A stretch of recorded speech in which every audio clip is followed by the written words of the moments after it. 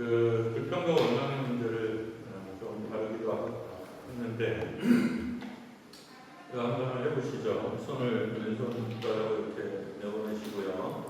왼손을 드시고 오른손으로 있는 힘껏 내려쳐봅니다. 왼손을 있는 힘껏 내쳐. 시작. 다시 한번 시작. 여러분, 내가 때린 걸까요? 맞은 걸까요? 여러분, 내가 때린 걸까요? 맞은 걸까요? 제가 살던 달동네에서는 부인을 패는 남자들이 되게 많았거든요. 그래서 교회에 이제 가보면, 저녁 8시, 9시 기도하러 가보면, 여자 집사님들이 여기 시퍼렇게 눈이 멍이 든 채로 이제 오셔서 기도하시죠. 정말 눈물로 기도를 하십니다. 동네에도 그런 사람들이 되게 많았죠. 또 알코올 중독자들이 대부분 그렇게 하니까요. 또 부부 상담을 많이 하게 되잖아요. 하면 이제 아내를 보통은 요즘은 이제 보통 아내가 남편을 비난하죠. 아내가 남편을 엄청 비난하고 그리고 이제 남편은 숨을 못 쉬고요. 근데 또 교회에는 남자가 주도권을 쥔 사람 가정이 또 제법 많아요. 그렇게 보면 나만 쪼다 뭐 이런 생각이 들 때도 있고. 근데 보면 저는 그렇게 표현해요. 그걸 자해다. 아내를 때리는 것은 자기 인생을 때리는 거다.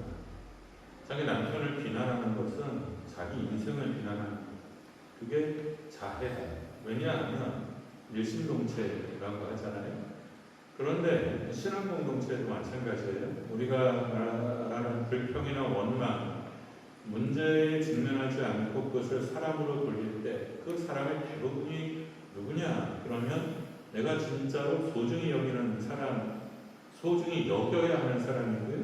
그리고 나를 소중히 여기는 사람일 가능성이 크다는 거예요. 오늘 하루 그러니까 지금이 가장 좋은 때다라고 말하는 것은 지금 나이가 그런 뜻이 아니라 내가 소중히 여겨야 하는 것이 지금 여기에 있다는 뜻이에요. 내가 소중히 여겨야 하는 것 그리고 삶의 의미와 행복도 여기에 있죠. 지금 여기에 집중하지 않으면 자꾸 그것을 바깥에서 찾으려고 해요. 근데 여러분 진짜는 내 안에 있고요. 우리 안에 있어요. 광야를 가나안 가기까지의 여정으로 생각하죠. 그렇지만 어떻게 보면 우리는 이미 가나안에 들어와 있는 것일 수도 있어요. 애굽은 애굽에만 있는 게 아니에요. 광야에 지금 이 광야에서 만나는 수르광야, 술광야, 또 마라광야, 신광야, 느비딘 광야 거기에도 이미 애굽은 있고요. 또 가나안에 들어가서도 애굽은 여전히 거기까지 쫓아와 있고요. 또 거기에서도 광야가 있어요. 그러니까 현상은 물이 떨어지는 거예요. 현상은 양식이 떨어지는 거예요. 현상은 적이 떨어지는 거예요. 그러나 그것을 반응하면서 나오는 우리의 삶의 대응의 방식은 우리의 근원적인 애국과 연관되어 있어요. 여러분들이 잘 살펴봐야 되는 것은 1차적으로 두 개예요. 하나는 내가 가지고 있는 상한 감정이 무엇인지. 나는 좀 불안이 많아. 나는 좀 자신이 없어서 다른 사람들한테 이게 잘 안 돼. 그게 수치심이죠. 또는 분노감이 있어. 그런 것들이 상한 감정이에요. 그리고 그 상한 감정은 항상 나의 근원적인 욕망과 이어져 있어요. 이 근원적인 욕망을 내가 이해하고 있지 못하면 내가 스트레스를 받으면서 내가 왜 스트레스를 받는지, 내가 불행하면서 내가 왜 불행한지를 알 수 없어요. 왜냐하면 피상적인 감정은 알잖아요. 나가 지금 화났어. 그런데 진짜로는 내가 왜 화가 났는지, 내가 지금 모든 일이 잘 풀리고 있는데 뭔가 채워지지 않아. 뭔가 불안해. 뭔가 자신감이 없어. 그런 것들은 뭐냐면 내가 잘 알아차리지 못하는 어떤 근원적인 욕망과 이어져 있을 가능성이 커요. 이것은 영적으로 하나님 앞에 깊게 대면하면서 뭐라 그럴까요? 골방에서 해결해야 되는 문제예요. 자기 자신을 깊게 깊게 들여다보면서 그리고 과거로 자꾸 돌아가 봐야 돼요. 그래서 언제로 돌아가야 되냐면 내 기억이 처음 시작되는 첫 번째 기억, 그 순간 4살, 5살, 6살, 7살 때 더 세게 말하는 사람들은 뱃속에 있을 때 그거 어떻게 기억을 해요? 근데 4살, 5살, 6살, 7살 때 가졌던 트라우마, 그때 가졌던 상처, 그게 마치 아기 코끼리의 발에 묶여져 있는 착고와 같은 거예요. 그래서 덩치가 산만해졌는데 그 착고 이렇게 하면 되거든요. 그런데 어렸을 때 묶여졌던 그 경험 하나로 평생을 그 코끼리가 묶여져 있는 거예요. 그래서 내 발에 채워져 있는 나의 그 상처와 욕망이 무엇인지 찾아내셔야 돼요. 저는 아버지의 실망한 표정, 그리고 어떤 평가죠. 너는 중간만 해라. 그런데 애굽이라는 건 참편에 중간만 하면 되잖아요. 그러니까 나는 어딜 가든지 덜 불안하고 덜 두려워요. 아니, 중간하는 것은 대충 쉬웠어요. 그냥 숙제 정도만 하고 그냥 수업 시간에 이렇게 듣고 그 다음에 시험 기간에 잠깐 공부하면 중간 정도는 되더라고요. 그리고 굳이 애써서 1등할 필요도 없고 나는 중간짜리니까. 그런데 그것이 애국이 된다는 거죠. 내가 나의 잠재력을 발견하고 뛰쳐나가려고 할 때는 그게 생각보다 굉장히 깊게 패인 거예요. 목사님 말씀대로 기도하고 성령의 은혜 받고 기도했더니 전교 1등을 하더라. 그렇게 안 됩니다. 몇 시간씩 공부하고 엄마 아빠는 정말 시를 묻고 했는데 성적이 오르기는 하죠, 당연히. 그런데 반에서 1등도 못 해봤어요. 그 다음에 여러분들이 2번, 3번 설교를 들으면서 우리 목사님 말씀이 재밌기도 하고 은혜롭기도 하고 그렇게 받아들였을 수는 있어요. 그러나 어떻게 보면 한쪽에서 조금 채워지지 않는 어떤 이야기 부분이 있을 수 있어요. 그게 뭐냐면 우리가 애국에서 탈출하는 이유, 우리가 광야로 나온 이유가 뭐냐면 하나님이 여러분의 사람이기 때문에 여러분이 하나님의 사람이기 때문입니다. 이게 굉장히 중요해요. 하나님이 여러분을 사랑하십니다. 딴 교수는 크게 아멘해요. 하나님이 여러분을 사랑하십니다. 아멘. 따라서 해보세요. 나는 하나님의 사람입니다. 하나님의 사람입니다. 나는 하나님의 사람입니다. 아닙니다. 왜 애굽에 종이 많아요? 애굽에 종이 많다고. 그럼 모든 종들이 애굽을 뛰쳐나오지는 않습니다. 그런데 이스라엘이 애굽에서 살 수 없게 된 이유, 애굽에 들어간 이유, 애굽에 살 수 없게 된 이유가 다 뭐 때문이에요? 하나님 때문입니다. 하나님의 뜻과 계획 때문에 그런 거. 그러니까 하나님의 뜻이나 계획과 상관이 없는 다른 종들은 그냥 거기서 삽니다. 내 자식을 막 잘 죽여 없애버려도 대안이 없으니까 거기서 사는 거예요. 그런데 박해를 해도 자식들이 계속 번성하는 놀라운 역사가 왜 일어나느냐? 아니, 좀 덜 번성하면 그러면 덜 핍박받을 텐데 계속 박해를 해요. 박해를 해도 번성을 왜? 하나님의 백성이기 때문에 그렇습니다. 그러나 중요한 것은 이스라엘이 그 하나님을 우리 하나님으로 받아들였느냐는 별개의 문제예요. 그렇지 않아요. 이스라엘은 지금 하나님에 대해서 제대로 알지 못합니다. 그래서 계속해서 어떻게 해요? 의심하고 불평하고 원망하고 그러면서 애국에서 나와요. 그리고 광야에 나와서 물이 떨어지고 양식이 떨어지고 적들이 쳐들어오는 일들을 겪습니다. 왜 그런 일들을 겪느냐? 여러분들이 하나님의 사람이기 때문에 그렇습니다. 그런데 여러분들이 가루가 되어서 사라지지 않고 그럼에도 불구하고 살아남아서 여기에 있다는 것은 여전히 하나님의 사람이기 때문에 그렇습니다. 고난 또한 힘겨움 또한 하나님의 백성이기 때문에 오는 것이고 또 그것을 이겨내는 힘 또 이겨내서 여기 앉아있는 것조차도 하나님 때문입니다. 그러니까 출애굽기를 읽을 때 또 성경을 읽을 때 출애굽기는 훨씬 입체적이어서 특히 그런데 애굽이라는 관점, 나를 계속 쫓아다니는 나의 애굽이라는 관점, 또 모세의 관점, 내가 모세라고 한번 생각해 보세요. 내가 모세라고. 나는 이 백성을 열심히 사랑했어요. 그래서 이 백성을 위해서 뭔가 할 수 있는 일이라고 생각해서 좀 돕기도 하고 그러다 사람까지 죽였어요. 그런데 이스라엘이 나를 어떻게 해요? 받아들이지 않았어요. 내 사랑을 거절했어요. 모세가요. 그 상처 하나로 그 상처 하나로 40년 동안 광야에서 살았어요. 근데 어떻게 살았냐면 그냥 살았어요. 제가 독일에 여기 이제 오면서 회복 활동을 거의 안 했기 때문에 오랜만에 이제 보고는 해야 될 것 같아서 패친들에게 제가 이렇게 표현했어요. 프랑크푸르트로 가고 있습니다. 그냥 독일로 가고 있습니다. 그렇게 썼어요. 그런데 모세가 진짜 광야에서 그냥 살았어요. 그걸 어떻게 할 수 있냐면 40년이 지난 후에 모세가 양을 치는데 누구의 양을 치냐면 이드로의 양을 쳐요. 장인의 양을 쳐요. 이게 말이 안 돼요. 40년이 지났는데 독립을 하지 않았어요. 그냥 양을 치는 목자로 40년 그냥 산 거예요. 왜냐하면 삶의 의지와 목적이 없습니다. 그냥 이렇게 살다가 죽을 생각을 했던 거. 야곱은 그렇게 살지 않았어요. 야곱도 처음에는 어쩌고저쩌고 이렇게 했지만 라헬에 딱 꼽혔어요. 연애 감정이 생겼어요. 그랬더니 어떻게 해요? 사기당해가지고 7년을 더 봉사하게 되면 14년을 성경에 보면 뭐라고 되어 있냐면 14년을 수입처럼 여겼더라 이렇게 되어 있어요. 사랑하는 여자를 위해서 14년을 진짜 무료 봉사한 거죠. 그 다음에 라헬을 얻었어요. 그냥 살았어요. 야곱이.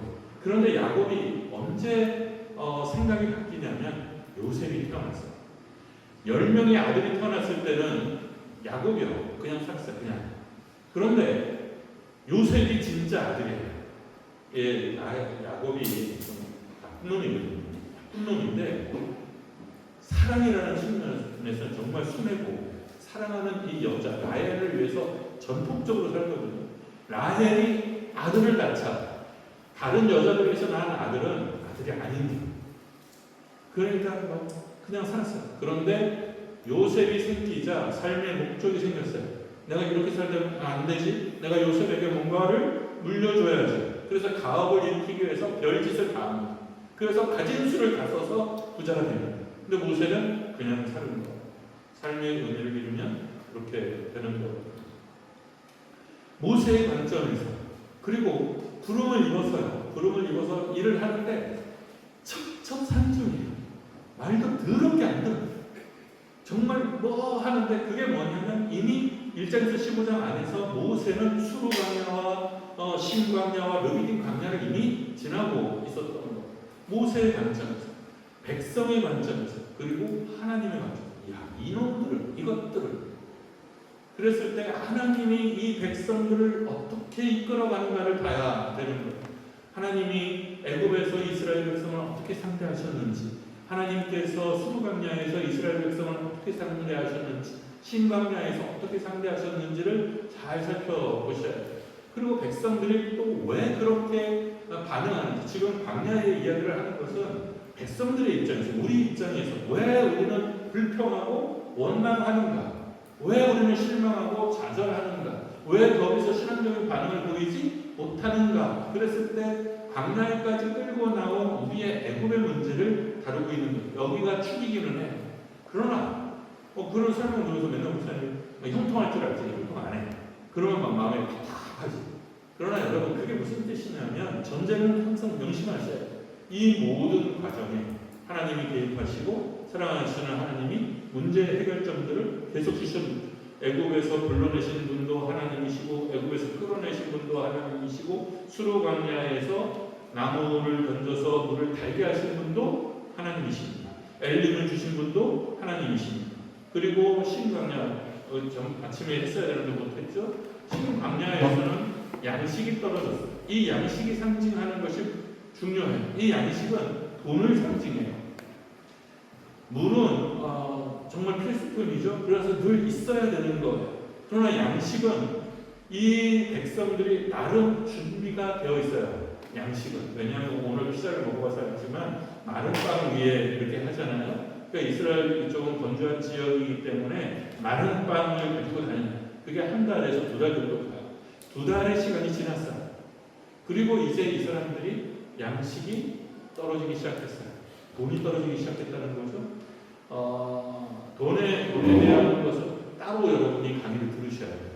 연애와 결혼에 대해서 강의를 듣듯이 돈을 다루는 것, 그리고 돈에 대한 태도, 자세도 여러분 배우셔야 합니다. 특히 이제 저는 공동체 교회, 이렇게 사랑방교회라고 목사님과 이제 같은 연이 있는 그 교회에서 16년 동안 있었는데, 그 교회는 공동체 교회예요.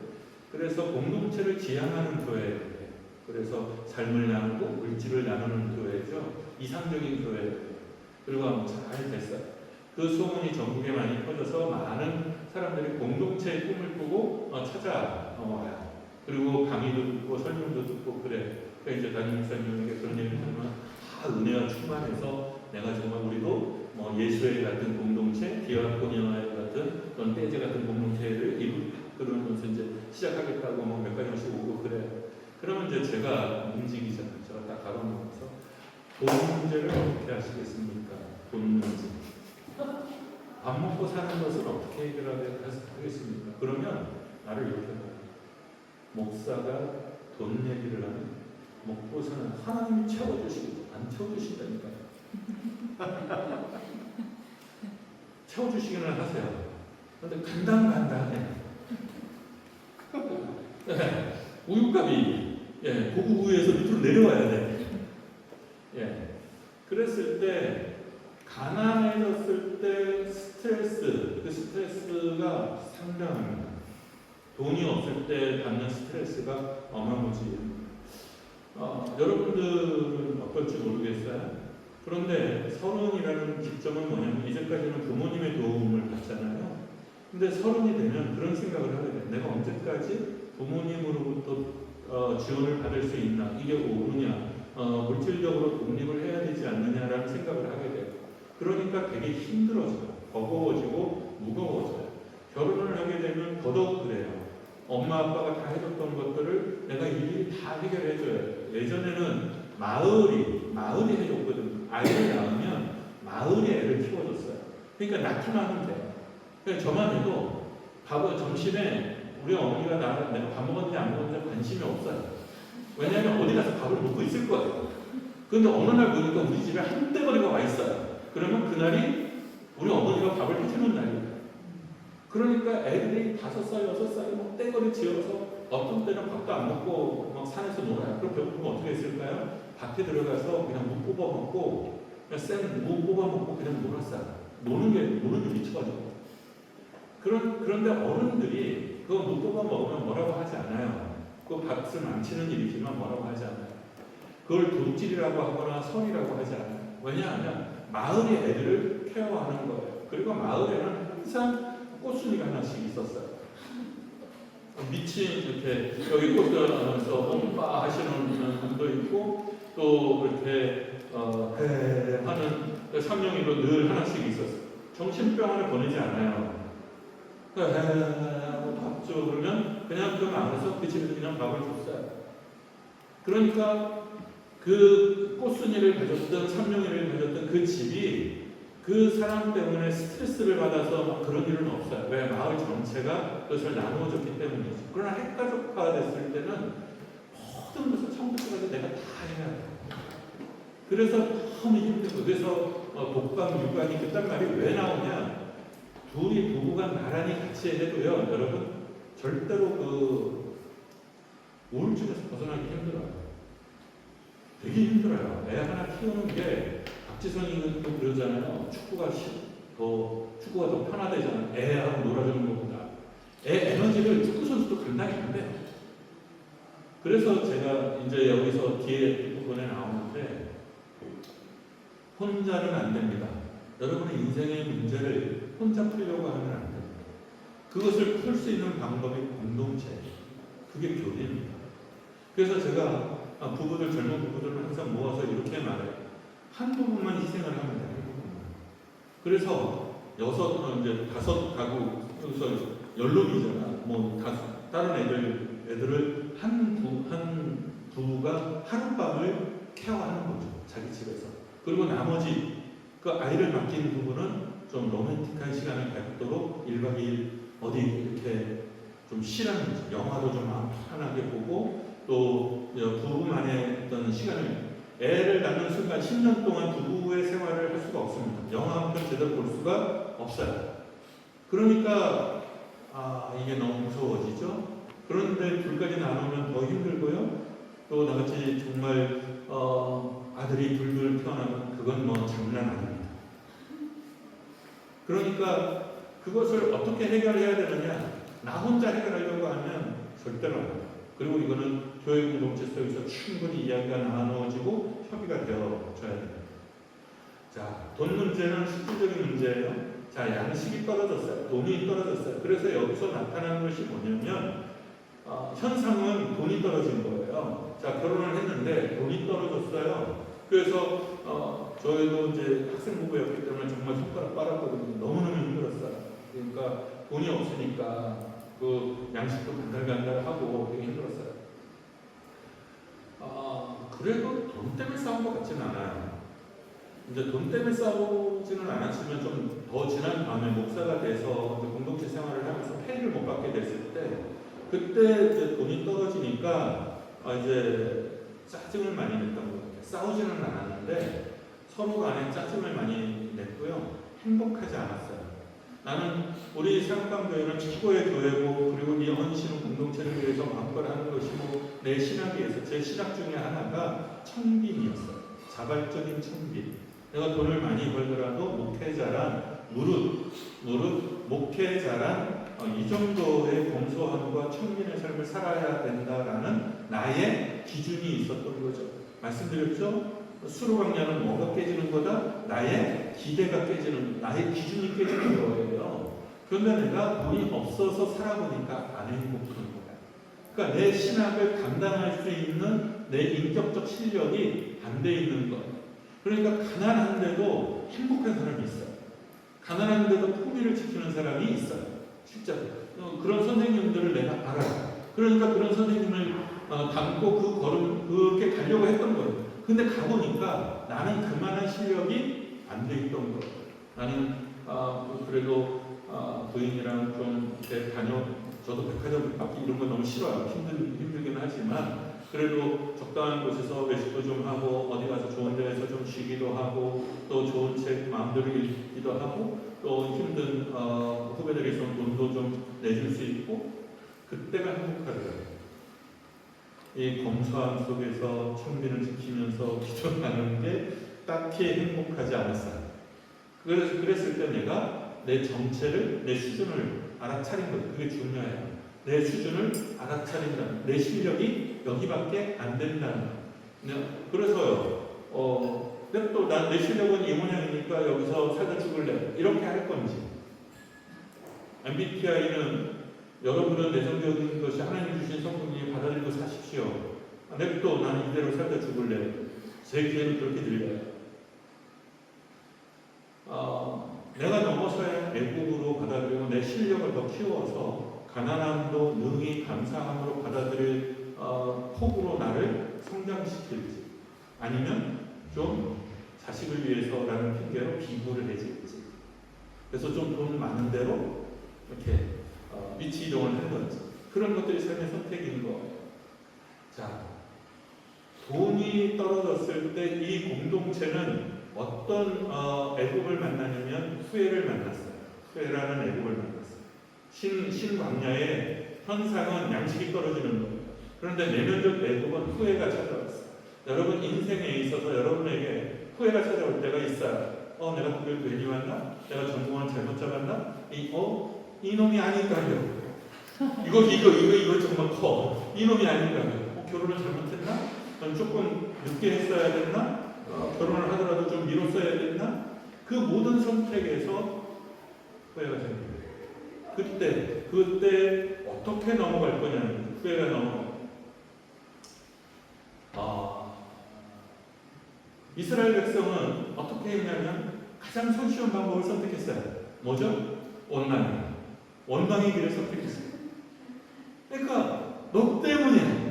내가 이 꼴이 난 건 너 때문이야. 그리고 또 모세에게 원망을 퍼부어댔어요. 근데 여기서 이렇게 보면 원망을 퍼부어대는데 이제까지는 그 모세가 반응을 하지 않았거든요. 그러니까 하나님께 엎드리는 것을 했어요. 근데 모세도 습관이잖아. 장비에 계속 이슬을 맞으면 졌죠. 그러니까 한마디 해요. 하나님이 너의 원망을 들으셨다. 야, 말이 되냐? 여기까지 하나님 이렇게 인도했는데 나한테 원망하는 게 말이 되냐? 한 소리 한 거예요. 그런데 중요한 것은 그게 뭐냐면 모세의 마음은 애들 해도 넘어. 이것들 한번 하나님한테 맞아야 되지 않겠느냐. 이게 모세의 마음이었던 거예요. 그런데 중요한 것은 하나님이 반응하지 않습니다. 여러분이 설교 많이 들으셨을 거잖아요. 하나님이 불평하는 거 싫어하고 원망하는 거 싫어하고 그거 되게 많이 들었을 거예요. 그런데 계속 불평하고 계속 원망하는데 하나님이 어떻게 하시냐면 침묵합니다. 계속해서 그 원망들을 그냥 보고만 계십니다. 왜 그랬을까요? 하나님은 능력이 되지 않은 것을 요구하지 않습니다. 그러니까 예수님이 오른뺨을 맞으면 왼뺨을 돌려대라고 그러셨잖아요. 여러분 그러실 수 있어요? 오른뺨 맞으면 왼뺨을 돌려댈 수 있어요? 네. 제가 충격받았던 장면 중에 하나가 옛날 하늘날에 베르사유 장미라는 만화가 있었어요. 한번 찾아보세요. 거기에 나쁜 놈이 이제 있었는데 이제 막 괴롭히니까 주인공이 오른뺨을 팍 갈려서 살다를 날렸죠. 근데 그 악당 놈이 그런 거예요. 갑자기 왼뺨을 돌려대면서 네가 오른뺨을 쳤으니 나는 예수님의 말씀대로 왼뺨을 돌려드리 이런 거야. 그러니까 조롱이죠. 조롱이. 근데 가만 교회 다니는 입장에서 가만히 생각해 보니까 이게 너무 이상한 거야. 예수님의 말씀대로 했는데 그게 조롱이 될 수도 있고 모욕이 될 수도 있고 무기가 될 수도 있다는 거예요. 그러나 오른뺨을 치면 왼뺨을 돌려대지 않아도 되지 않지 않을까 하는 생각을 했어요. 그리고 내가 만약에 오른뺨을 맞았는데 왼뺨을 돌려대면 사람들이 저 자식이 정말 주님을 예수를 잘 섬겨서 정말 예수 믿는 사람 잘나 이렇게 말하지는 않을 것 같은 거지. 저게 가식을 떨어도 참 이렇게 말할 거고 내가 평소 행동이 그런 게 아닌데. 그러니까 하나님의 법이라는 것은 그 믿음의 기준에 중요해요. 그러니까 어떤 사람에게는 죄가 되고 어떤 사람에게는 죄가 되지 않아요. 촉법이라는 것은 너무 우리나라 좀 너무 열받아 하는데 그 법과 벌을 감당할 수 없으면 촉법인 거예요. 그 벌을 주면 안 되는 거예요. 근데 이제 애들이 하도 극악해지니까 촉법 없애자 그러고 막 이제 난리를 뽀개는 건데 이거는 믿음의 기준이에요. 그러니까 이스라엘 백성은 지금 당신의 기준에 미치지 않아요. 그러니까 원망을 해도 죄가 되지 않는 거예요. 아직은 원망해도 괜찮은 거예요. 어리니까. 여러분들에게 하나님이 요구하는 것이 그렇게 높지 않을 수 있어요. 그러니 너무 스스로 자해하고 힘들어하지 마세요. 의외로 하나님은 여러분에게 대해서 널널할 수 있습니다. 실수와 실패와 그것에 대해서 그 다음에 원망은 문제를 해결해 주지 않죠. 그랬을 때 해결책은 어디서 나왔냐면 하나님에게서 나왔어요. 여러분 내 힘으로 넘어설 수 없어. 광야에서 어떻게 양식이 떨어지는데 그걸 어떻게 하겠어. 그건 내 힘으로 넘어설 수 없는 문제예요. 우리가 인생에 있어서 내 힘으로 넘어설 수 없는 문제에 부딪혔을 때 하나님은 절대로 여러분에게 책임을 묻지 않습니다. 그러니까 거기에서는 그건 하나님의 영역이에요. 그럴 때는 하나님 앞에 그러니까 이스라엘 백성도 마찬가지예요. 자기들이 해낼 수 있는 일들이 있고 자기들이 할 수 없는 일이 있어요. 그것을 구분하는 것이 지혜예요.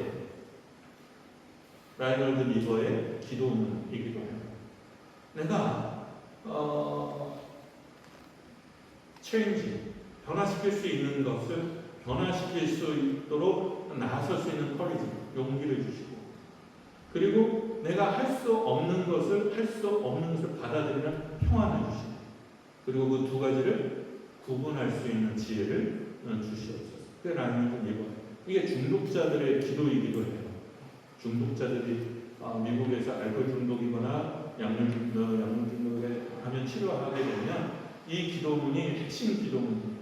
내가 할 수 있는 데까지 하고 할 수 없는 것은 내려놓고. 그런데 구분할 줄 알아야죠. 변화해야 되는데 변해야 돼요. 냅둬 나는 이대로 살다 죽을래. 그리고 계속 가게 되면 그럼 이혼당하는 거예요. 자, 양식이 떨어졌는데 해결책이 어떻게 났냐면 만나가 내려왔어. 만나와 메추라기가 내려왔어. 와, 정말 엄청 신난다. 그런데 이게 영적인 의미가 있어요, 여러분. 이 사람들이 양식이 떨어졌잖아요. 그 양식이 어디서 가져온 거예요? 애굽에서 가져온 거예요. 애굽의 양식이에요. 내가 샐러리를 먹는데 내가 지금 어떤 샐러리를 먹고 있냐면 애굽 왕의 샐러리를 먹고 있어요. 비록 광야에 나왔지만 애굽을 탈출해서 광야에 나왔지만 내가 먹고 있는 샐러리는 애굽 왕의 샐러리예요. 그러니까 무의식적으로 나는 여전히 애굽 속에 애굽에 갇혀 있는 것. 여러분의 인생으로서 독립하려고 하면 제일 먼저 해야 되는 것 중에 하나가 경제적인 독립이에요. 경제적인 독립이 돼야 어른이 돼요. 진짜 어른. 그러니까 여기에서 돈의 문제가 조금 다시 언급을 하면 33평의 아파트에서 출발하려고 마음을 먹는다든지 그러면 안 된다는 거죠. 그럼 평생 결혼 못해.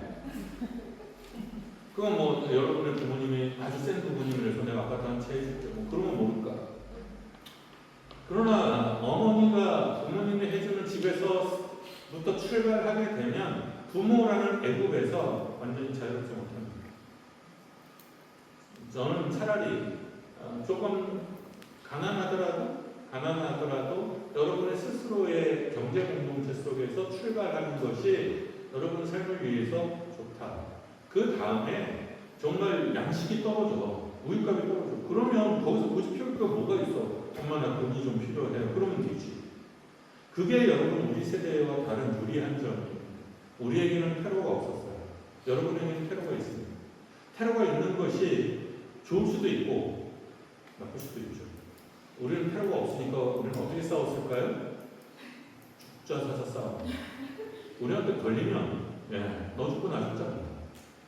그래서 생존하죠. 그렇지만 생존했지만 결과는 뭡니까? 아파요. 다 아파요. 마음도 아프고 몸도 아파요. 저는 약을 안 먹어요. 60 좀 넘었지만 약을 안 먹었어요. 근데 내 친구들은 다 약을 먹어요. 당뇨 아니면 고혈압 아니면 고지혈증 아니면 관절염. 뼈다고는 다 아파요. 우리 세대에 뼈다고는 안 아픈 뼈다고는 없어요. 그러니까 뭔가 잘 사는 것 같으면서 아파요. 병들어 있는 거죠. 부요한데 아파요. 그래서 저는 자주 어떤 행복에 대해서 얘기할 때 이렇게 표현해요.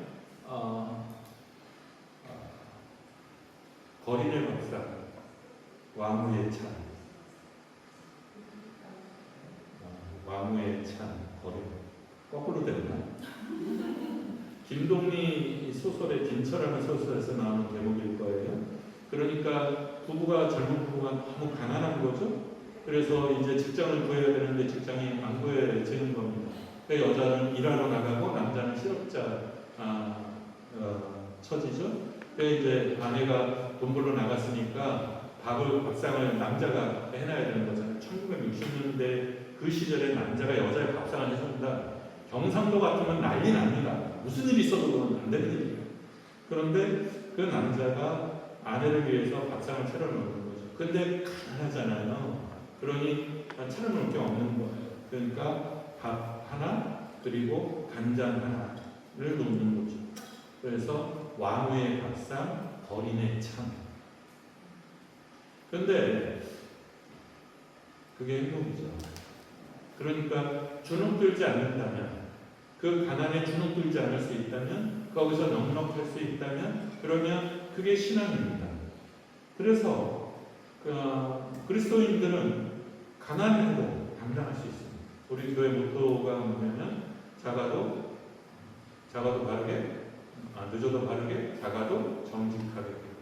늦어도 바르게, 작아도 정직하게. 우리 한국 사회에서는 느린 것은 범죄잖아요. 예.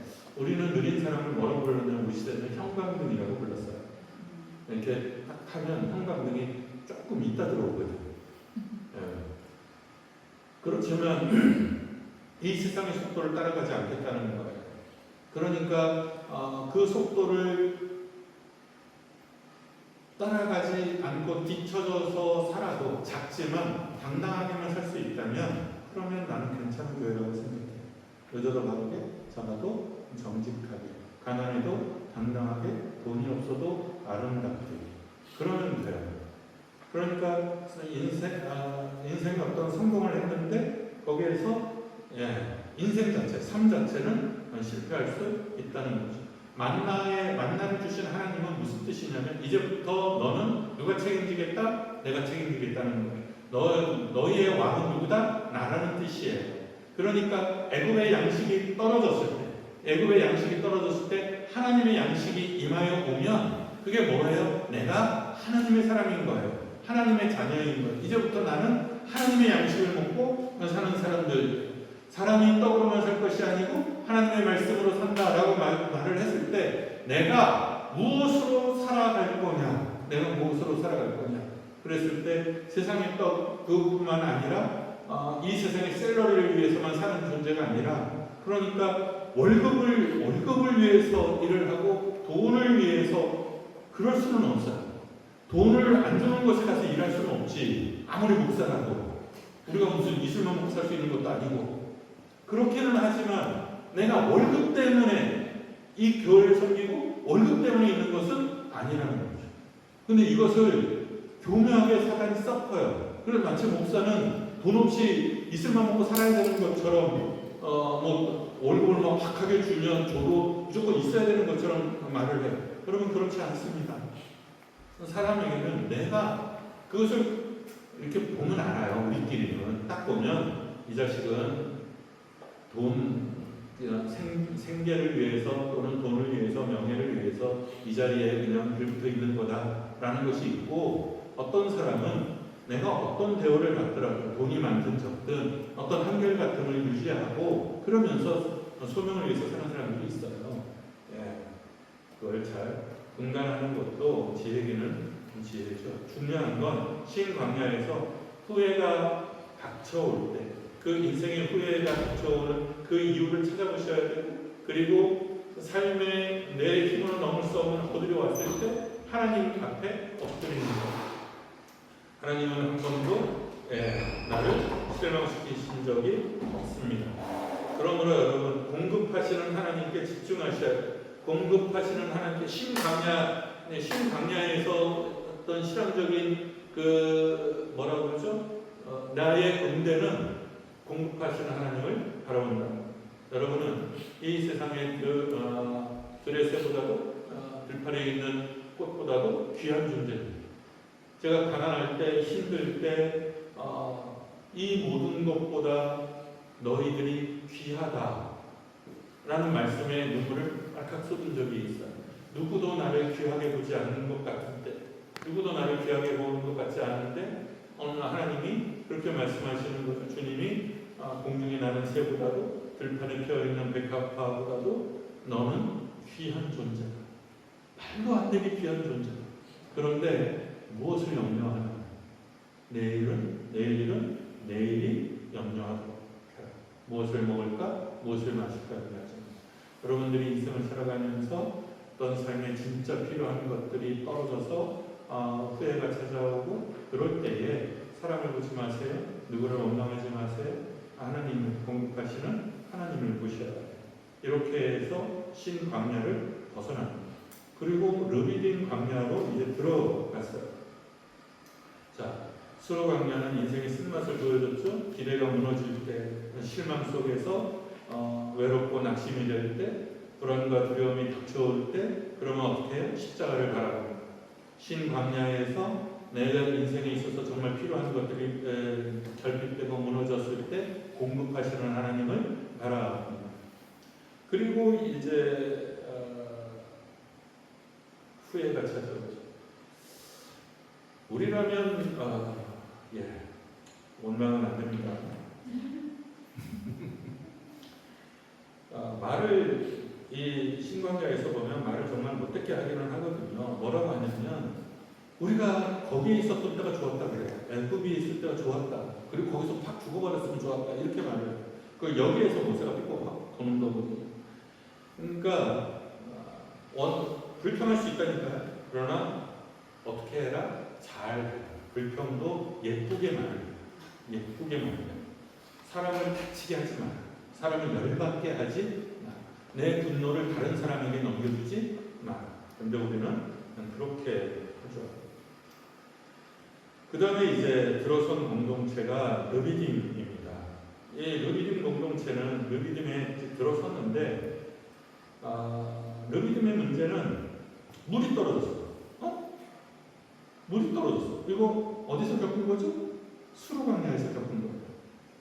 양식 만나와 메추라기를 먹었는데 르비딤이라는 광야를 이동을 했어요. 근데 르비딤이라는 이름은 여기가 재미있는 것은 휴식이라는 뜻이 있어요. 그리고 쉬는 장소, 평야, 물이 좀 풍성한 장소로 소문난 아닌 곳이에요. 그런데 그러면 당연히 어떻게 해요? 막연한 기대가 생기는 겁니다. 숲광야는 되게 비슷해요. 그런데 갔는데 그 르비딤이라고 하더라도 그 어느 시기에는 건기야. 그러니까 이 시기에는 건기에 간 거예요. 원래는 물이 좀 많은 곳인데 쉴 수 있는 곳인데 마침 도착해보니 거기가 건기야. 근데 물이 없어. 물이 떨어진 거예요. 그런데 르비딤으로 누가 인도했어요? 하나님이 인도했어요. 이게 골 때리는 거예요. 하나님이 인도를 했는데 이렇게 생각할 수 있죠. 내가 기도하는데 한국에서 다 기도하는데 그래 독일 가라. 그래 독일 왔어. 그런데 물이 떨어지는 거예요. 또는 양식이 떨어지는 거예요. 그런데 수르광야에서 물이 떨어져서 한번 겪었잖아. 그런데 물이 여기서 이제 한마디 묻는 거죠. 물이 또 떨어진 거예요. 이게 중요해요. 또 떨어진 거예요. 이것을 어떻게 표현하냐면 같은 일이 반복될 때, 같은 어려움이 반복될 때. 여러분, 같은 어려움이 반복되면 어떻게 될까요?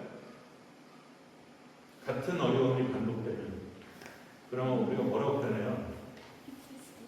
예? 남친이 있는데 술고장이 있는 친구라고 생각해 봅시다. 술 먹고 막 고장을 사고를 쳤어.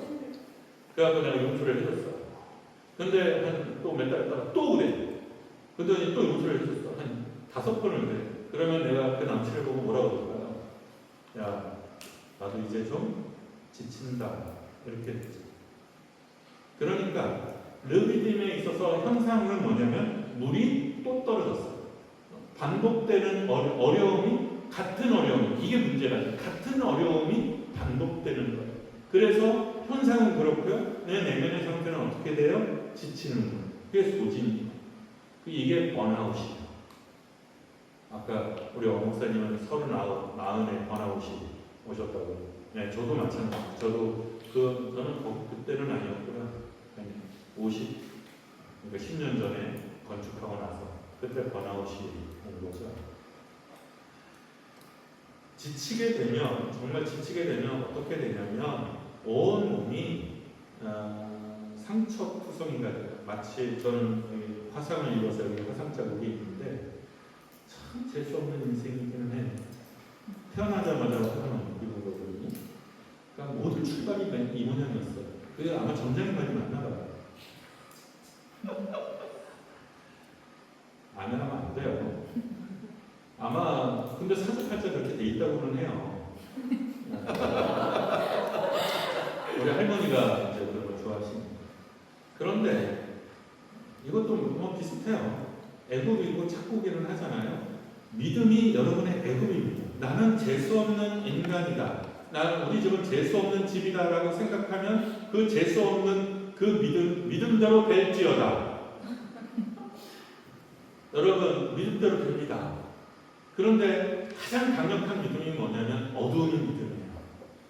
나는 재수 없는 인간이야. 나는 뭘 해도 안 돼. 나는 불행해도 싸. 나 같은 것은 행복할 권리가 없어. 이런 믿음은요, 100% 적중합니다. 그런데 예수 믿으면 형통한 줄로 믿습니다. 예수 믿으면 착고가 끊어진 줄로 믿습니다. 예수 믿으면 해방된 줄로 믿습니다. 이 믿음은요 100% 작동이 안 됩니다. 왜 그럴까요? 진짜로 안 믿기 때문에 그래요. 의식적인 믿음과 무의식은 달라요. 내 무의식까지 그것이 일치가 될 때 그게 진짜 나를 해방시켜 주는 거예요. 그러니까 사랑방 교회라는 곳에서 공동체를 섬길 때 비록 페이는 얼마 못 받았어요. 어떤 때는 5만 원 받기도 하고 10만 원 받기도 하고 그걸로 생활할 수가 없어요. 그리고 저만 그런 게 아니라 다른 공동체 식구도 했어요. 그 공동체 식구들이 그러면 견딜 수 있는 힘이 뭘까요? 서로 사랑하고 격려하고 우리는 그래도 잘하고 있는 거라는 것, 그런 어떤 자부심? 그런 거죠. 그래서 우리는 의식적으로는 행복했어요. 우리는 의식적으로는 평안했어요. 그런데 실제로는 집에 와서는 나도 모르게 집사람한테 짜증을 내고 투덜거리고 뭔가 모르는 불안이 있고 불평이 있는 거죠. 그건 뭐냐면 무의식 속에는 안 행복했던 거예요. 무의식까지는 해결이 안 된 거예요. 믿음으로 살고는 있는 거죠. 나는 믿음으로 살았어요. 저뿐만 아니라 담임 목사님도 그리고 다른 공동체 식구들도 믿음으로 살았어요. 믿음으로 잘 견뎠어요. 그리고 놀라운 역사도 있었어요. 뭐 어떤 소문을 들었는지 모르는 사람이 아포스에 쌀을 딱 싣고 와가지고 쌀 세 개 딱 놓고 휙 가요. 쌀이 떨어졌을 때 돈이 떨어지면 또 얼마큼 돈이 생겨. 아니 근데 주시려면 그냥 한꺼번에 몇 천만 원을 주든지 그 우유값 떨어지면 우유값 그 정도 왜 그런지 몰라. 쓰시려면 좀 넉넉히 쓰시든지. 그러나 그런 거 하나하나가 감사하고 지나보면 하나님께서 까마귀를 보내서 우리를 먹이시고 입히셨구나라는 것을 체험을 했어요. 그렇지만 그럴 때 그때는 뭐 글도 막 감동스럽게 쓰고 그러기는 했죠. 근데 지나놓고 이렇게 한 걸음 떨어져서 보면 내가 그때 진짜 온전히 행복했느냐 하면 그건 아니었던 거예요. 그랬을 때 그 무의식에서 완전히 못 벗어나는 거예요. 나는 하나님의 은총으로 사주팔자의 악령이 끊어진 줄로 믿습니다. 나는 해방되었음을 믿습니다. 뭐 여러 번 했는데 안 끊겼나 봐. 근데 여러분 어느 순간 그게 딱 끊어졌다라는 것을 느끼는 날이 와요. 저는 그것을 경험하면서 그게 딱 끊어졌어요. 첫 번째 끊어졌을 때가 언제냐면 결혼했을 때. 결혼해서 신혼여행을 때 이제 옆 사람 비행기를 딱 태우고 이렇게 이제 갈 때였어요. 나는 행복하면 불안한 사람이에요. 행복하면 불안하고 칭찬받으면 불안해요. 왜? 뺏길까봐. 병이지. 이 정도면 병이지. 가장 좋은 날 아니에요? 이 신부를 결혼식에서 옆에 태우고 제 비행기를 탔어요. 기도를 했어요. 주님, 이 사람은 안 됩니다. 그랬어요. 이 사람은 안 됩니다. 무슨 뜻이죠? 이 사람은 건들면 안 됩니다. 그런 뜻이에요. 이 사람 건들면 나 못 삽니다. 나 그냥 뛰어내릴 겁니다.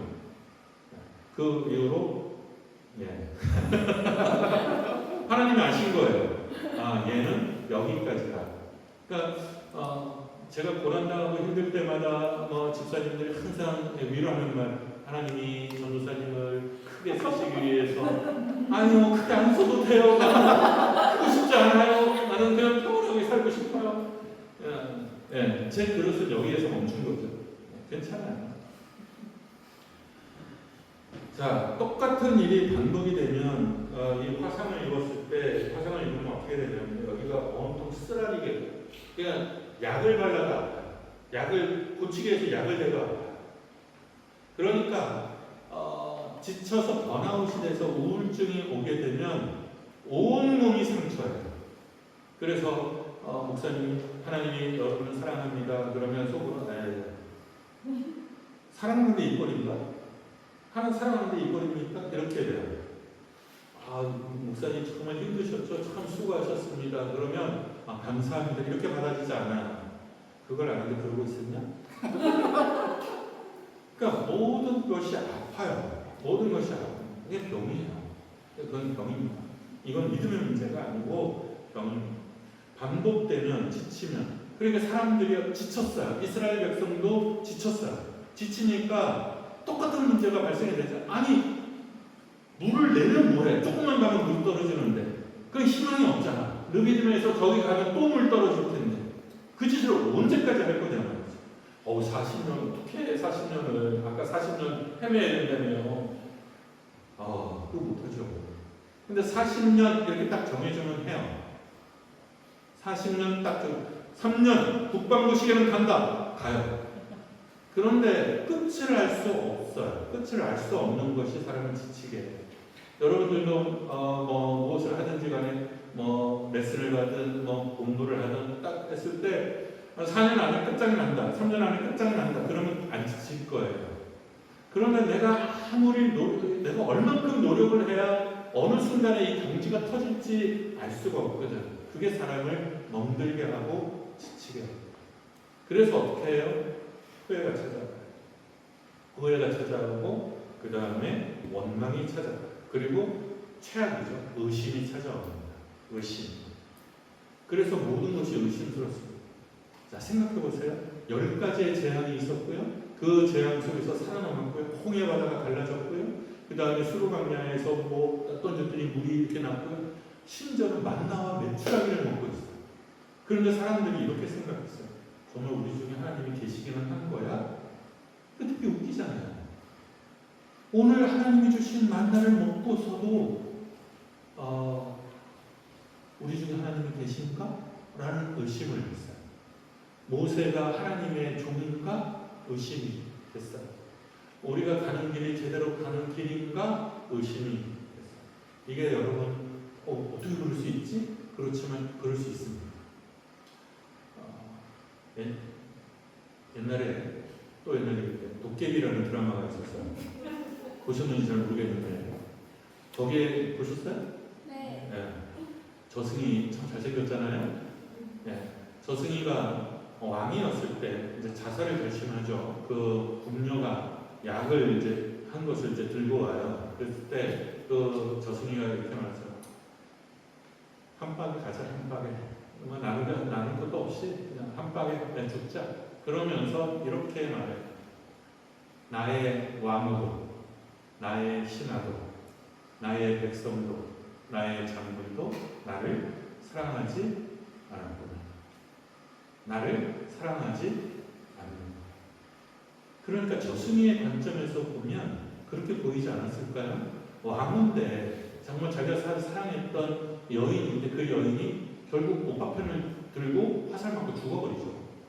그리고 그 오빠라는 인간은 오지 말라는데 꾸역꾸역 살아서 저기 가서 뒤지거나 거기서 오지 말라고 하는데 꾸역꾸역 살아서 자기를 위한답시고 더 큰 환호와 명예를 안고 돌아온단 말이죠.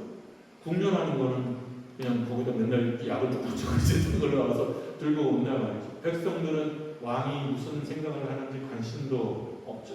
그러니까 선왕은 또 이 저승이를 보호하지 않았어요. 그냥 내버려 뒀어요. 근데 깊은 뜻이 있었던 거죠. 보호하면 죽어나가니까. 어떤 보이지 않는 소리 자꾸 죽어나가니까 일부러 거리를 둔 거였어요. 그러나 저승이의 관점에서는 그죠. 나의 왕으로, 나의 신하도, 나의 백성도 나를 사랑하지 않는다. 죽을 만한 이유지 않겠어요? 그 뼈에 시린 외로움이 안 느껴집니까? 나는 F라서 그런지 막 절절하던데 사랑받지 못한 사람의 심정을 내가 너무 잘 알았었는지. 그런데 이제 몇백 년이 흘렀어요. 900년이 흘러서 이제 도깨비가 이 저승이의 목을 콱 움켜잡죠. 그러면서 이제 이렇게 말을 해요. 너는 그 어느 것 하나도 지키지 못했다. 너를 사랑한 고려도, 너를 사랑한 왕후도, 너를 사랑한 장군도 너는 한 번도 지켜내지 못했다. 그러니 이제는 지켜라.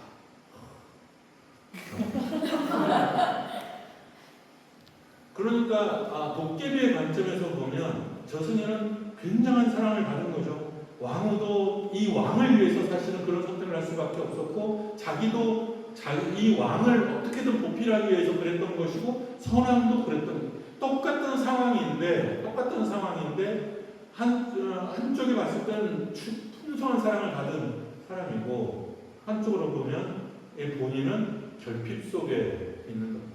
만나를 먹고 있는데 메추라기를 먹고 있는데 하나님이 나와 함께하고 있는가? 바깥에서 보면 너무나 명료하지만 안에 함정에 빠지게 되면, 지치게 되면 여러분 보이지 않습니다. 그러면 어떻게 돼요? 목사인데 고양이랑 싸우는 거야. 돌 던지면서 그냥 고양이 새끼도 나를 무시하네. 온 세상이 나를 무시하네. 심지어는 산비둘기가 지나가면 비둘기도 나를 무시하네. 이렇게 보이는 겁니다. 실제로 그렇게 보입니다. 그런데 어느 날 내가 아프다라는 것을 확인하게 되면, 그래서 내가 나의 연약한 것과 아픈 것을 받아들이게 되면, 그러면 그제서 보입니다. 그래서 단 한마디의 말로 어떻게 보면 녹아지는 거죠. 하나님이 나를 사랑하십니다. 그리고 다른 관점으로 보입니다. 그 말들이 선의와 호의와 사랑과 걱정과 근심 속에 있는 하나님의 선물인 것을 발견하게 되죠. 그게 하루아침에 발견되면 얼마나 좋을까요? 항상 시간이 걸려요.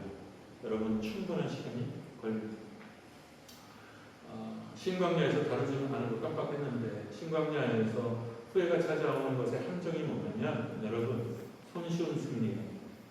손쉬운 승리에 대한 탐욕이 후회를 가져오는 겁니다.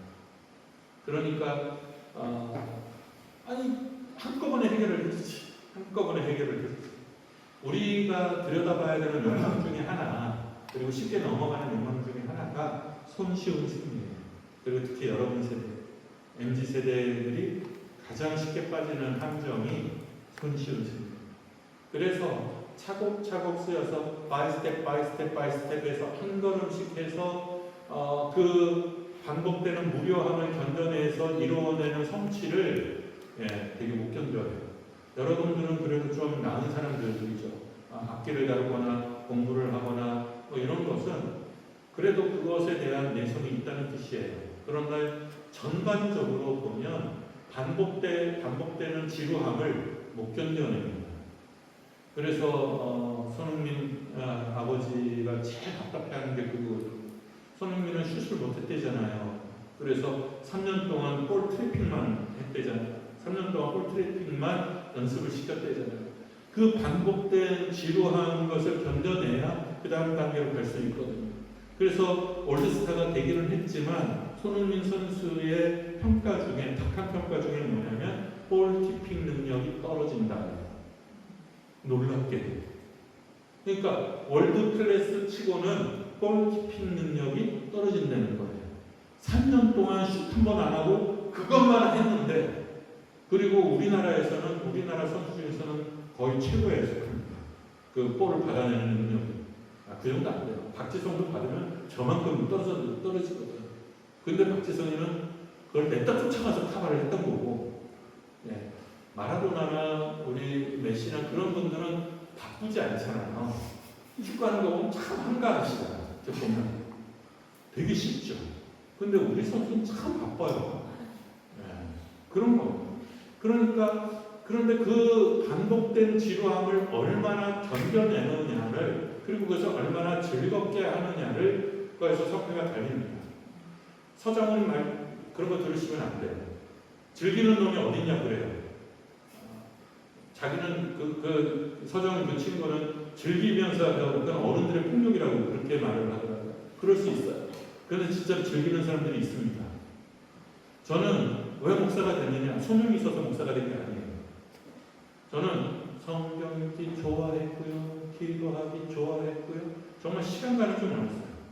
기도하는 걸 너무 좋아했고, 성경 보는 것을 너무 좋아했고, 설교 듣는 것을 너무 좋아해서 몇 시간을 해도 괜찮았어요. 그러니까 즐기면서 하는 사람들이 있어요. 호나우, 진영 이런 사람들이 막 정말 이를 악물고 연습했을까요? 아니요. 연습은 무지하게 했을 겁니다. 그러나 되게 재밌게 했을 겁니다. 슬램덩크의 윤대호처럼. 왜? 내가 이기는 게임이니까. 내가 이기는 게임만큼 재밌는 게 없거든. 그리고 내가 성장하는 것만큼 재밌는 중독이 없거든. 여러분, 다른 것보다 나를 성장시키는 즐거움을 깨달으시죠. 신앙의 성장, 몸의 성장, 그리고 여러분의 실력의 성장. 그게 이제 대법도 바로 나오면 좋은데 아무리 공부해도 이게 좀 늦잖아요. 그런데 기도합니다. 부디 여러분들은 그 성장하는 즐거움에 이룰 수 있게. 이 사람들, 우리요, 잠깐만. 제가 몇 시에 설교를 시작했는지 깜빡했어요. 지금 1시간 15분 지금. 1시간 15분 지났어요? 나는 숨 마셨는데? 죄송합니다. 마무리하죠. 르비딤에서 네.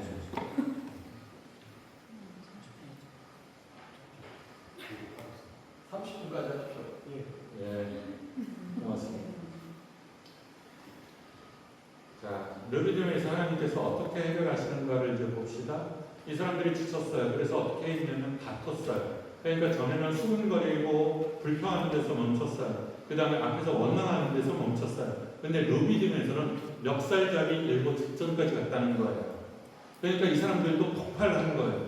그러니까 하나님께서 이 문제를 어떻게 해결하셨냐면, 자, 장로들을 불러 모으라는, 중간의 사람들을 불러 모았어요. 그리고 그 사람들을 따로 데려다가 반석에 가서 거기서 물이 나게 했어요. 예전 같으면 하나님께서 직접 개입하시고 나무를 던졌더니 이렇게 하게 했다는 거잖아요. 이제는 누가 개입하냐면 중간 지도자들이 개입했어요. 그 말이 뭐냐면 이제는 모세 한 명으로는 안 된다는 거예요. 모세와 아론 한 명으로는 안 된다는 것이 르비딤에서 이미 증명이 된 거예요. 그러니까 모세와 같은 걸출한 지도자지만 모든 것을 모세 한 사람으로 끌고 갈 수는 없어요. 그래서 중간 역할을 할 수 있는 중간 지도자가 필요한 거예요. 그러니까 이게 우리 교회의 약점이기는 한데 우리 한글교회에 제가 설교를 못하는 편은 아니거든요. 근데 길어요. 그래서 이제 교인들이 계속 이제 컴플레인을 했어요. 그래서 막 이제 조절을 해서 막 하기는 했는데 결국 잘 안 됐어요. 그래서 우리 교인들의 평균 생각은 그냥 이렇게 생각을 했어요.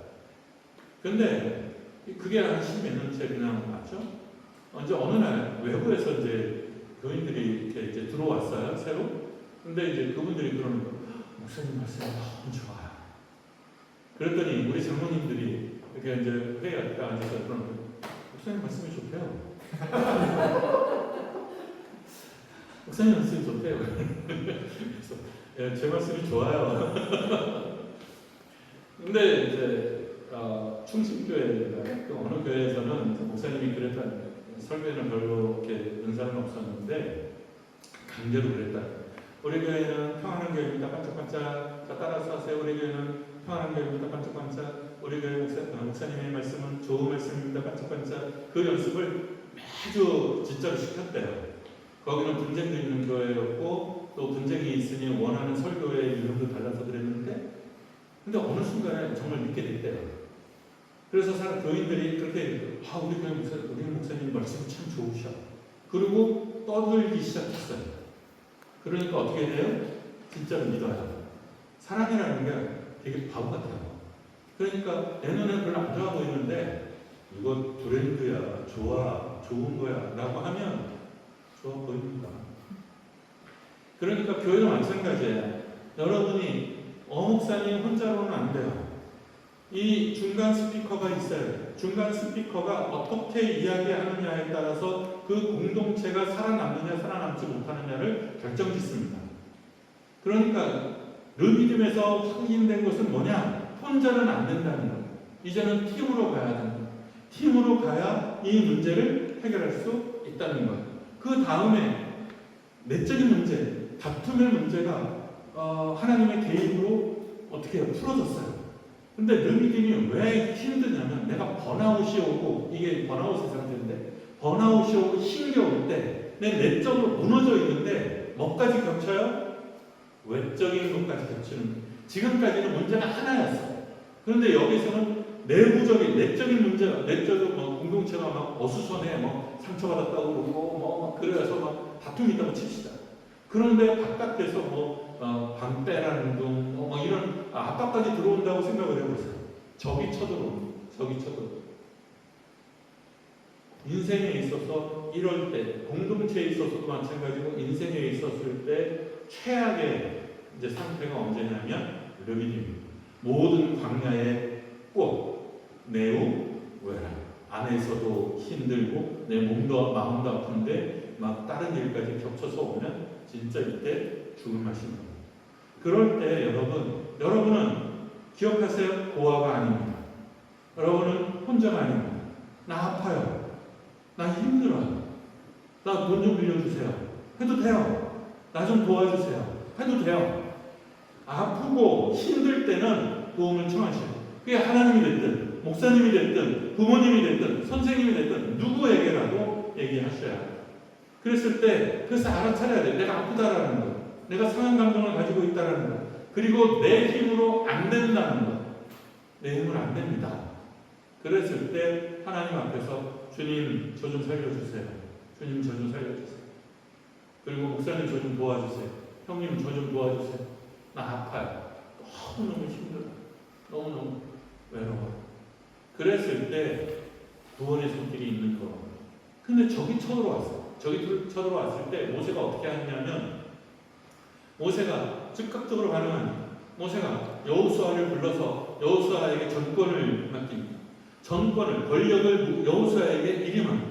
그리고 이렇게 말하죠. 너가 너의 사람을 마음껏 뽑아서 나가서 싸우라는 거예요. 여호수아가 정권을 가졌으니까 가지고 가서 자기가 선택할 수 있는 사람들을 마음껏 선택을 해서 나가서 싸웁니다. 그리고 모세는 산 위에 올라갑니다. 모세는 모세가 할 일을 하고, 지도자들은 중간 지도자가 하고, 군사 지도자는 군사 지도자가 하는 겁니다. 모세가 팔을 들면, 하나님을 향해 팔을 들면 이스라엘이 이기고, 이 팔이 내려오면 지는 거예요. 그러니까 옆에서 쫓아 올라갔던 아론과 훌이 어라? 모세의 팔이 올라가면 이기고 모세의 팔이 내려오면 지네? 그러니까 어떻게 해요? 이 팔을 자기들의 어깨에 그 모세를 앉히고, 그리고 모세의 팔을 자기의 어깨에 걸치고 내려오지 않도록 버팁니다. 모세는 모세의 일을 하고, 아론은 아론의 일을 하고, 훌은 훌의 일을 합니다. 중간 지도자는 중간 지도자의 일을 하고, 군사 지도자는 군사 지도자의 일을 합니다. 그래서 이 공동체가 어떻게 됩니까? 승리합니다. 그리고 그 네로웨안의 문제를 해결해 냅니다. 이게 놀라운 겁니다. 그러니까 이스라엘 백성이 처음으로 이 난민이 자기 힘으로 뭔가를 해보는 거예요. 자기들의 뭔가를 해보는 거예요. 그게 르비딤의 끝입니다. 그랬을 때 이제 다음 단계로 넘어가는 준비가 된 게 되는 거죠. 여러분, 우리는 인생을 살면서 이렇게 저렇게 광야들을 경험합니다. 눈에 보이는 어려움들이 있어요. 그 다음에 거기서 반응하는 선택에 내가 있어요. 그랬을 때 내가 왜 그렇게 선택했는지, 왜 나의 상한 감정이 먼저 발동했는지, 내 욕망이 무엇인지를 잘 살펴보셔야 돼요. 그리고 그것을 내려놓고 고백하고 싸우기도 하고 물러서기도 하고 그러면서 가셔야 돼요. 그리고 제일 중요한 것은 하나님이 여러분을 사랑하신다는 겁니다. 그리고 문제 해결책은 하나님께 있다는 거예요. 왜냐하면 이런 문제들은 내가 하나님의 사람이기 때문에 생기는 문제, 내가 하나님의 자녀이기 때문에 생기는 문제. 그러니 이것은 하나님께서 해결해 주실 수밖에 없는 문제들이고 하나님이 해결해 주시는 거예요.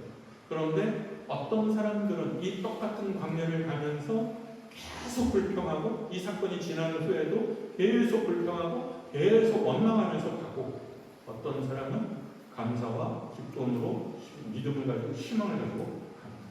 똑같은 인생, 똑같은 왕인데 나는 사랑받지 못해서 죽음을 선택하는 선택을 하기도 하고, 어떤 사람의 관점을 보면 너무 많은 사랑을 받은 것이기도 하고, 그래서 지혜가 필요합니다. 그래서 공동체가 필요합니다. 여러분,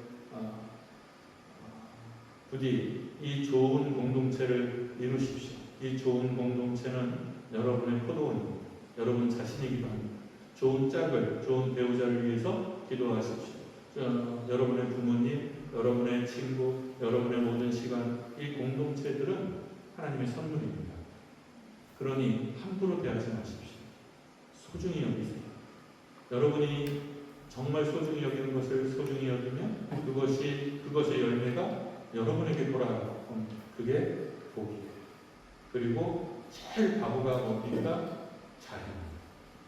자기 복을 자기가 참 부모 함부로 대하고 당연히 제일 나쁜 것 중에 하나죠. 당연히 여기는 당연한 건 하나도 없어요. 이 교회가 주는 친절과 환대와 관심과 기도 당연하지 않습니다. 사람은 이기적인 사람들이거든요. 그런데 여러분이 누리는 모든 것들은 하나님의 선물입니다. 그것을 하루하루 소중히 여기면 그것이 훨씬 풍성해집니다. 이 부요함을 끝까지 가져갈 수 있기를 축원합니다. 기도하죠. 사랑하신 하나님, 오늘 수르광야와 신광야와 르비딤 광야에서 만난 여러 가지 우리의 진짜 광야들에 대하여 듣습니다.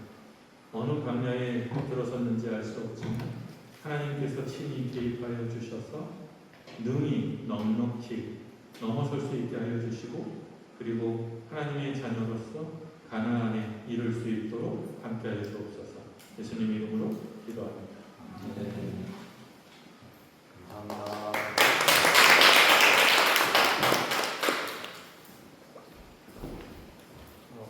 찬양 인도하고요. 찬양 세 가지 하고 난 다음에 우리 같이 지금까지 들려주신 말씀에 대해서 우리 같이 기도하는 시간 갖겠습니다.